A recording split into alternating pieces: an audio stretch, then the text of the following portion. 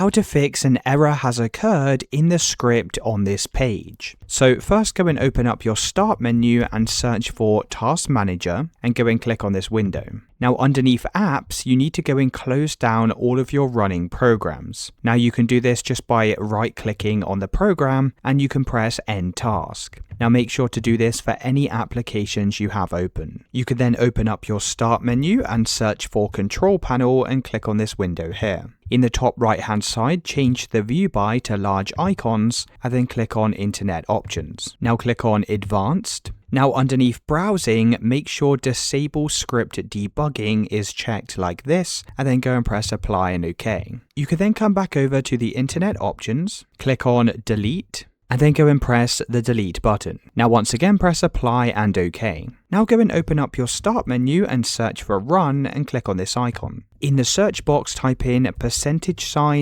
$% and press enter. Now press Ctrl A on your keyboard to select everything and then click on the trash icon. Now these are only temporary files, so don't worry about deleting these. If you get this message, select Do this for all current items and press Try again. If some of the folders can't be deleted, then you can just go and leave them. Now finally open up your Start menu and search for Disk Cleanup and click on this tool. Now check the box next to Temporary Internet Files and you can uncheck all of the other options. Now once you have this selected, click on OK and click on Delete Files. Now the final step is to open up your Start menu and click on Settings. In the left hand side, select Windows Update and click on the Check for Updates button. If there's any pending updates, you'll need to go and install these now. You can then finally restart your computer and that should have now solved the script error.